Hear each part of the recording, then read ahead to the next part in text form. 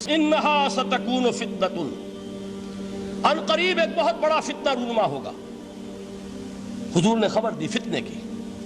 حضرت علی فرماتے اس پر میں نے عرض کیا، قلت، میں نے عرض کیا مل مخرج منہا یا رسول اللہ، اے اللہ کے رسول اس سے نکلنے کا راستہ کون سا ہوگا؟ دیکھیے یہ لکھا ہوا ایگزٹ، نکلنے کا راستہ، اور عام طور پر آپ نے دیکھا ہوگا بڑے ہالز میں یہ سرخ روشنی ہوتی ہے، اس میں اس کا اہتمام کیا جاتا ہے کہ اگر خدا نہ خواستہ کوئی حادثہ ہو جائے لوگوں کو معلوم ہو نکلنے کا راستہ کون سا، یہ مخرج ہے۔ حضور نے خبر دی کہ فتنہ ہوگا۔ تو دیکھیے میں ایک بات عرض کیا کرتا ہوں، ذرا توجہ کیجئے، ہمارا حال کیا ہے؟ ہم بڑے ریشنلسٹ قسم کے لوگ ہیں، یہ زمانہ ریشنلزم کا ہے۔ اگر ہم ہوتے تو کیا پوچھتے؟ وہ فتنہ کیا ہوگا، کیوں ہوگا، کہاں سے آئے گا؟ ہمارے سوال یہ ہوتے، کب آئے گا، کیوں، کہاں، کب، کیسے؟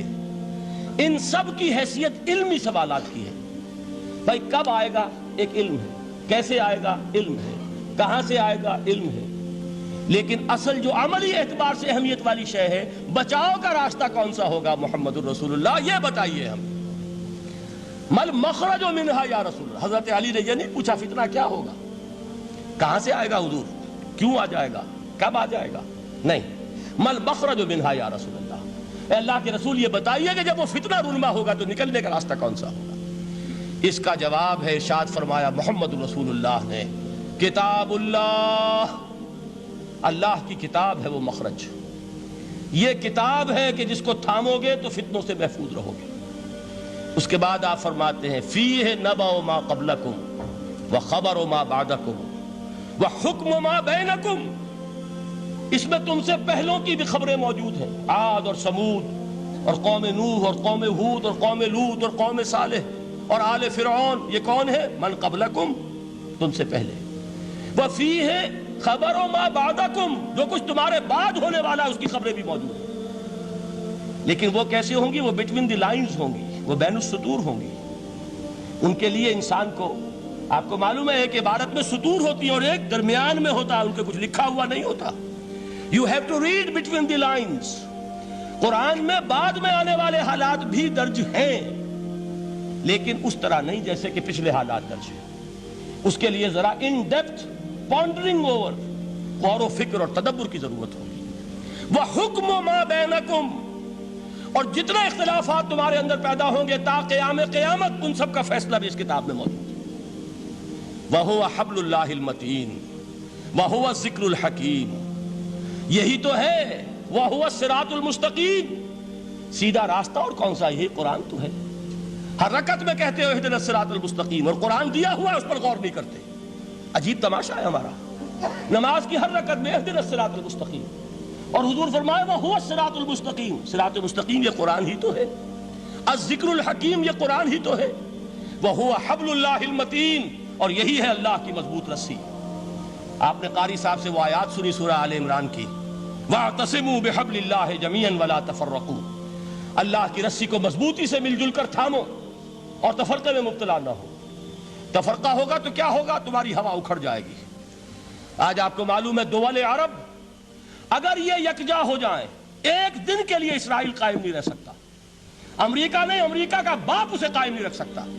اگر امت عرب ہی جمع ہو جائے، عالم اسلام تو بڑی شے ہے، جو وسائل ان کے پاس ہیں، جو اللہ تعالیٰ نے ان کو نعمتیں عطا فرمائی ہیں، لیکن افتراق، انتشار، اختلاف، جتھے بندی، گروہ بندی، دھڑے بندی، اس نے اسرائیل کا خنجر ان کے سینے میں پیوست کیا ہوا، اس لیے کہ فَتَذْهَبَ رِيحُكُمْ، اگر تم اختلاف کرو گے تو تمہاری ہوا اکھڑ جائے گی، آج وہ ہوا اکھڑ چکی ہے۔ تو فرمایا وَاعْتَصِمُوا بِحَبْلِ اللَّهِ جَمِيعًا وَلَا تَفَرَّقُوا، اللہ کی رسی کو مضبوطی کے ساتھ مل جل کر تھامو اور تفرقے میں مت پڑو۔ حضور فرما رہے وہ اللہ کی رسی کون سی؟ ہوا حبل اللہ المتین، یہی قرآن ہے اللہ کی مضبوط رسی۔ علامہ اقبال نے کیا خوب کہا ہے، علامہ اقبال نے قرآن اور حدیث کے حقائق کو جس طریقے سے اشعار کا جامع پہنایا ہے، وہ تو خود کہتے ہیں گوہر دریائے قرآن سفتام، میں نے قرآن مجید کے دریا سے موتی نکال کر اپنے اشعار کے اندر میں نے چن دیے ہیں، میرا کام اور کچھ نہیں ہے۔ موتی کوئی بھی غواص پیدا نہیں کرتا، دریا کی گہرائی سے نکال لاتا ہے۔ یہ میری حکمت نہیں ہے جو میرے اشعار میں ہے، یہ میں نے قرآن مجید کے دریا میں غوطہ زنی کر کے اس سے یہ موتی نکالے، گوہر دریائے قرآن سفتام۔ اب دیکھیے اسی حدیث کے اس ٹکڑے کو کیسے شعر میں لائے ہیں۔ از یک آئینی مسلمان زندہ است، پیکرے ملت سے قرآن زندہ ہست۔ مسلمان کی زندگی تو ایک آئین کے بدولت ہے، یہ آئین قرآن، جو کہا تھا کبھی قائد اعظم مرحوم نے جب پوچھا گیا تھا کہ آپ کے پاکستان کا دستور کیا ہوگا، کیا فرمایا تھا یاد کیجئے کہ ہمیں کسی نئے دستور کی ضرورت نہیں، ہمارا دستور 1400 برس پہلے طے ہو چکا ہے۔ یہ ہماری بدقسمتی ہے جو کچھ کہا تھا قائد اعظم نے کہ God has given us a golden opportunity to prove our worth as architects of a new state and let it not be said that we didn't prove equal to the task۔ میں معذرت کے ساتھ عرض کروں گا حضرت کہ واقعہ یہ ہے کہ ہم اس کے equal to the task ثابت نہیں ہوئے۔ قائد اعظم کا دیا ہوا پاکستان آج دنیا میں موجود نہیں ہے، اس کا ایک حصہ اپنے نام سے دستبردار ہو کر بنگلہ دیش بن چکا ہے، اس نے اپنی تاریخ کو خیر بات کہہ دیا ہے۔ حالانکہ مسلم لیگ کی جنم بھومی ڈھاکہ ہے، 1906 میں ڈھاکہ میں مسلم لیگ نے جنم لیا تھا، اور اگر وہ صرف ہم سے علیحدہ ہوتا یہ گہرا صدمہ ہوتا، لیکن یہ کہ اس نے جب نام بدلا ہے در حقیقت اس نے اپنے تاریخ سے اپنے پس منظر سے استعفیٰ دیا۔ یہ ہمارا دوہرا ہمارے لیے صدمے کی بات ہے۔ کیا 2 یمن موجود نہیں ہیں؟ ان میں سے کوئی ایک بھی اپنا نام چھوڑنے کو تیار ہوگا؟ کیا 2 جرمنی دنیا میں موجود نہیں ہیں؟ کوئی ایک بھی ان میں سے اپنا نام چھوڑے گا؟ کیا 2 کوریا نہیں ہیں؟ 2 ویتنام نہیں ہیں؟ تو کیا 2 پاکستان نہیں ہو سکتے تھے؟ ہو سکتے تھے۔ میں یہ کہا کرتا ہوں کہ یہ گہرا صدمہ ہے علیحدگی، اور دوہرا صدمہ ہے، اور اس سے کہیں زیادہ بڑا کہ انہوں نے اپنا نام بدل دیا، اپنی آئیڈینٹی چینج کر دی، انہوں نے وہ نام اپنے ماتھے سے اتار کر خلیج بنگال کے اندر دبو دیا۔ یہ بہت بڑی سزا ہے جو ہمیں ملی ہے۔ کیوں ملی ہے؟ کہ ہم نے 25 برس تک اس قائد جس کو کہا تھا کہ وہ ہمارا آئین ہے، اس کو آئین نہیں بنایا۔ ہم نے دنیا کے سامنے جھولیاں پساری، ہم نے طرح طرح کے نظاموں کو آزمایا، لیکن اس قرآن کی طرف پیش قدمی نہیں کی۔ اللہ تعالیٰ ڈھیل دیتا ہے لیکن سزا بھی بہت سخت ہوتی ہے۔ ان بطش ربک لشدید، وہ ہم پر کوڑا برسا ہے۔ تاریخ انسانی کی عظیم ترین شکستوں میں سے ایک شکست ہے کہ جو ہمارے ماتھے پر کلنک کے ٹیکے کی طرح موجود ہے۔ اللہ کرے کہ آئندہ یہ تاریخ اپنے آپ کو نہ دہرائے، لیکن میں عرض کر دیتا ہوں آپ سے، جو ہمارے لچھن ہیں، جو ہمارا طرز عمل ہے، جو ہمارے لیل و نہار ہیں، جو ہمارا انداز ہے، اللہ کے دین کا استہزاء اور تمسخر، جس طرح اللہ کے ساتھ مذاق ہم کر رہے ہیں، اس کا شاید اس سے بھی کہیں زیادہ برا نتیجہ نکلے۔ اللہ مجھے اور آپ کو اور ارض مقدس پاکستان کو اس انجام سے بچائے، لیکن اس کے لیے کام کرنا ہوگا۔ صرف کہنے سے بات نہیں بنے گی، کمر کسنی ہوگی، ہمت جو ہے پھر انسان کو اثر نو، ایک نئی تعمیر، ایک عزم، ایک ہاتھ میں قرآن اور ایک میں تلوار لے کر یہ امت پھر دوبارہ میدان میں آئے۔ بہرحال عرض یہ کرنا تھا، اقبال کہتا ہے از یک آئینی مسلمان زندہ است، پیکرے ملت سے قرآن زندہ ہست، ماں ہما خاک و دل آگاہ اوست، اعتصامش کن کہ حبل اللہ اوست۔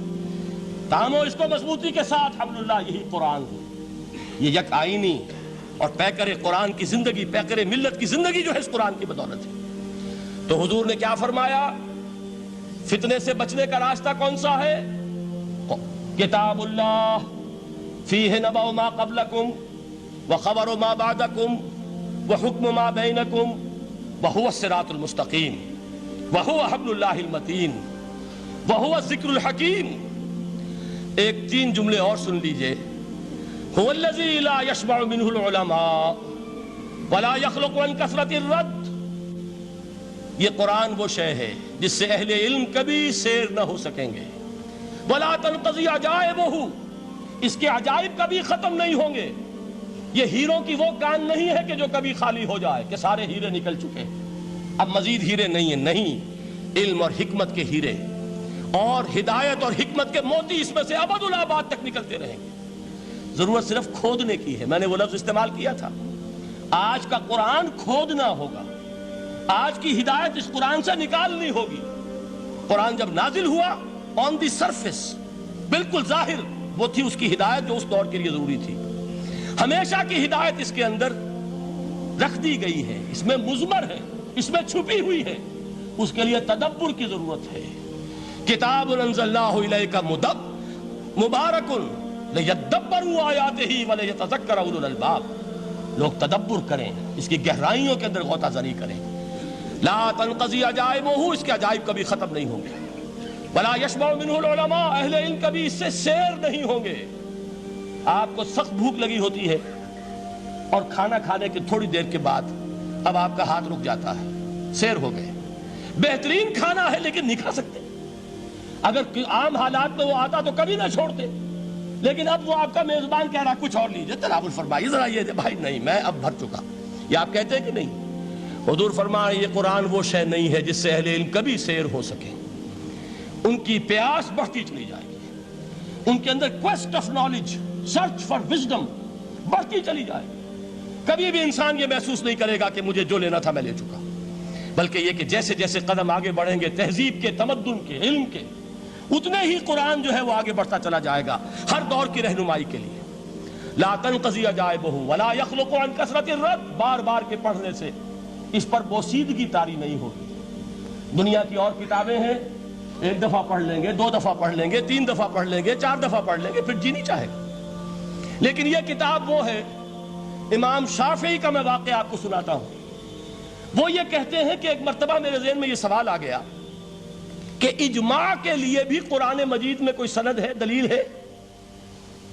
سب مانتے ہیں کہ اجماع جو ہے سورس ہے قرآن کے اسلامی قانون کی، جس پر کہ امت کا اجماع ہو جائے. تو کہتے ہیں میں نے 300 مرتبہ قرآن پڑھا اول سے آخر تک، صرف اس دلیل کی تلاش میں. 300 مرتبہ مجھے نہیں ملی. 301ویں مرتبہ جب پڑھ رہا تھا مجھے روشنی مل گئی. وہ یبتغی غیر سبیل المومنین کے جو الفاظ آئے ہیں، نولہ ما تولی ونصلہ جہنم، جو کوئی شخص مسلمانوں کے راستے کو چھوڑ کر کوئی اور راستہ اختیار کرے گا ہم اسے اسی کے حوالے کر دیں گے اور جہنم میں پہنچا دیں گے. معلوم ہوا مسلمانوں کا جس پر اجماع ہو جائے اس کو بھی